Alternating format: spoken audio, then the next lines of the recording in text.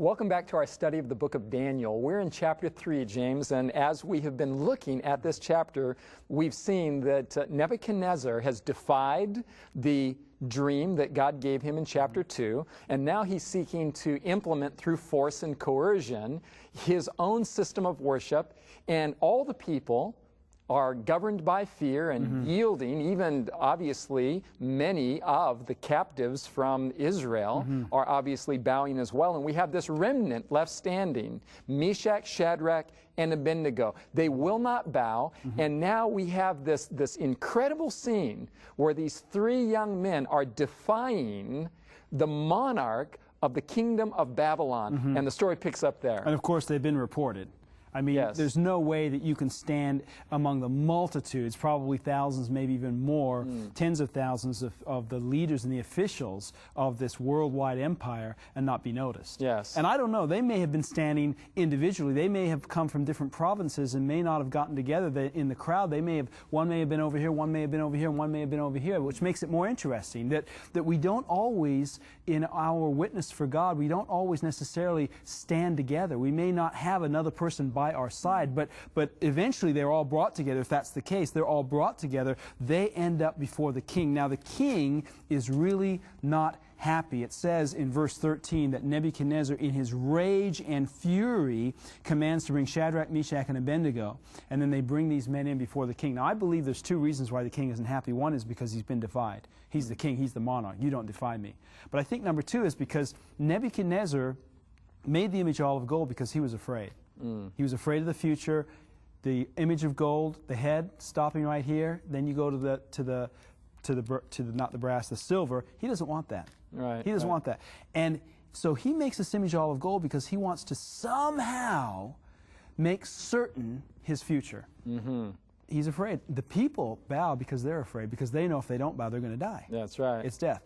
And yet here are three young men who aren't afraid. They're not afraid at all. In fact, they go on to explain to the king that they won't worship the image that he set up. They explain in verses 16 through 18, and they say with a very strong confidence that our God, whom we serve, is able to deliver us. Even if you throw us in the fiery furnace, he's able to preserve our lives. But then they say in verse 18, but even if not, even if we are cast into the fiery furnace and God doesn't preserve us, this is about something more than preserving our lives. Let it be known to you, O king, that we do not serve your gods, nor will we bow down and worship the gold image which you have set up. Whether God preserves us or not, we're not bowing. This goes back to chapter 1 and verse 8, where Daniel purposed in his heart to maintain his integrity before the Lord. It is of no consequence to them whether they live or die.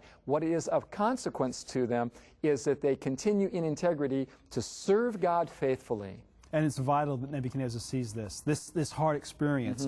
In fact, it isn't about them anymore. It is about God. And the reason why, another reason why, is not only because you see them standing and revealing something that Nebuchadnezzar doesn't have. Yes. He is afraid and they're not. And I think part of his outrage is that he is afraid and they're not. They have something he doesn't have. Well, God has led Nebuchadnezzar to an intellectual assent to the truth so far. In chapters 1 and 2, he's come to recognize that this God that Daniel and his three friends serve is a God above all other gods. He is the Most High God. Intellectually, he's converted. But now we see in chapter 3 that God is giving Nebuchadnezzar a living witness, a living demonstration of what it really looks like to serve and to worship the one and only true God. These three guys, these three young men, Meshach, Shadrach, and Abednego, they are testifying to Nebuchadnezzar. God is using them to get deeper into his heart and to lead Nebuchadnezzar to a deeper conversion. And so he's thinking in his mind, could it be true? Could there be people in my kingdom who are fearless? I'd love to have that experience. I'm going to test them. Let me test them now. He says in verse 15, now let's see here. I'm going to give you a second chance here. Maybe you didn't hear me right. If you be ready at the time that you hear the sound of the music, goes through all the instruments, and you fall down and worship the image, which I've made well. But if you do not worship, make sure you understand this. If you do not worship, you will be cast that same hour into the midst of a burning fiery furnace. And here it is, okay? The dumbest question in the Bible. You ready? And who is that God that shall deliver you out of my hands? Nebuchadnezzar should know better. He should know better. At this point, Nebuchadnezzar should know the God who is able to deliver. God has communicated with him. God has revealed to him his dream and the interpretation of his dream back in chapter 2. And he has seen kind of a faint outline of the power of this God. But he is feeling a rather inflated sense of himself here. Plus, he doesn't know God. No, he doesn't. Intellectually, he knows. He knows about God. He knows about God. But who is this God? And can you think, Ty, just think, can you think of this question being asked not so much from the negative as it might be from the positive? In other words, Nebuchadnezzar is saying, they've got something I don't have. I'd love to be fearless like they are. I can't believe it. It upsets me that they've got it. Who is this God? Who is this God that can deliver you? In other words, Nebuchadnezzar and people just generally want to be introduced to a God who can take away all of our fear. It's as if, yes, Nebuchadnezzar is arrogant. Yes, he wants them to bow down and worship. But somewhere in the back of his mind, he's kind of doing an experiment here. He's already seen Daniel's God in action one time before. Now he is asking the question, is your God able to deliver you from me, from my power, from the fiery furnace? And he's about to get the answer to his question. We're all doing an experiment, Ty. We're all looking for that God. Every one of us is looking for that God. And we're looking for the removal of fear from our lives and from our hearts. And this chapter reveals who that God is. Now, the problem is that humanity gets in the way of Nebuchadnezzar and of us. Humanity gets in the way. And so what happens here is when he sees these young men defy him again,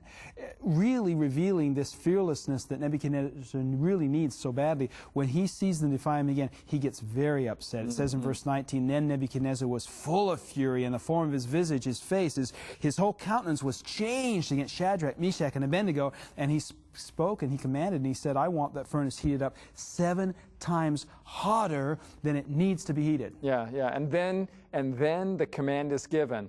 Throw them in the fiery furnace. The mighty men are called in verse 20 to take these young men and to hurl them into this extremely hot fiery furnace. And it is amazing what unfolds at this point. And it's not just the mighty men. It is, verse 20, it is the most mighty man. That's right. Now, the reason why this is significant is because you've got the strongest, the biggest, the baddest men in the kingdom of Babylon. These are guys that have conquered nations, and they come up to that furnace, and they throw Shadrach, Meshach, and Abednego into the flames of that furnace, and then what happens to them? Well, it's so hot that they are consumed themselves and die because of the heat of the flames that they've come too close to in throwing them in. You know, the greatest trials in this life are going to destroy us. The greatest trials that we face are going to consume us. There is too much heat, too much evil, too much pain in this world for us to survive. Doesn't matter how strong or mighty we are. There is no way we can survive unless we're willing to go into the furnace with Jesus, unless we're willing to go all the way with Jesus. And that is a powerful lesson that we see here as these 3 young men are thrown into this furnace. What an incredible story as it unfolds. Nebuchadnezzar watches with astonishment as suddenly he recognizes that these men are walking around in the fiery furnace. But then as he looks, he notices, he does a quick head count here, and not only does he see 3 living individuals in the flames of the fire, but he sees a 4th individual, and he says in verse 25, it looks to me like the Son of God. Now there you go, Ty. You mentioned earlier, Nebuchadnezzar knew. He knew who this was. He knew who God was. Yeah, he did. But he needed the witness. He needed to see God lived out in the lives of God's followers. There are people out there, friends, there are people out there, you know, we're witnessing, we're sharing, we're believers. Maybe you are a person who's looking for God, and you've heard all about the truth of the Bible. You've gone to the seminars, you've all understood these prophecies, but you haven't seen the people of God. What I mean is that the witness of the Spirit of God, the fearlessness of God, is not seen in the lives of church people, of believers who profess to follow God. And that is what Nebuchadnezzar is seeing right here. He's seen three people who were bound, thrown into the furnace, and now he sees them free, walking with Jesus. And what that means is this. There are people on this earth who are so serious about their relationship with God that no matter what trial comes their way, no matter how hot the furnace gets, no matter how difficult life gets, they are free because Jesus is with them. Then we see here that as Nebuchadnezzar realizes what's taking place. I mean, just previously, he's feeling powerful, he's feeling arrogant, he's feeling just like he can do anything he wants to do, and you are certainly going to obey me or I'm going to kill you. All of a sudden, this king goes through a humbling, and he realizes that he has no power over these men, that there is a God who has power above and beyond his, who has charge of the situation. Nebuchadnezzar, it dawns on him, James, that he is witnessing not only the incredible integrity of these young men, but he is witnessing that their God is a God who is with them in their trials, with them in their suffering. This is certainly a faint Old Testament outline, a silhouette of what we see taking place in such beautiful form in the incarnation and cross of Jesus Christ. When we're in the fire of affliction, which we all are as human beings, it is evident in Scripture that Jesus does not abandon us. God does not abandon us. He is with us in our trials, in our struggles. He is literally with us, taking this a step further.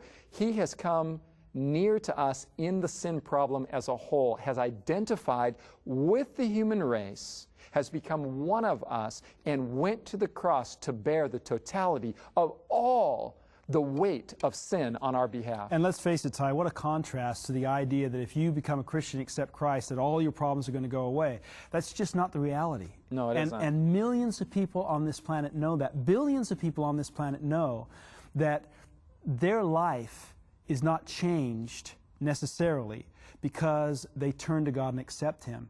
They don't need a God who says, if you turn to me, I'm going to rain down blessings from heaven and everything economically is going to be fine and all of your problems are going to be fixed. They need a God who's going to be with them through the trials and through the difficulties, who's going to give them the peace that brings them above that storm and allows them to have in their hearts and their lives the joy that surpasses all of the difficulties and trials that we face. So here in closing chapter 3, Nebuchadnezzar is brought exactly to the place he was brought to in chapter 2, where he is just praising God. But I think now he's praising God just a few steps forward from where he was before. Again, God is working out the radical conversion of Nebuchadnezzar. He is reaching into his heart. He is seeking to win him to himself. And here he again is brought to his knees before the Most High God to praise and to worship Him. He takes one more step, friends, one more step.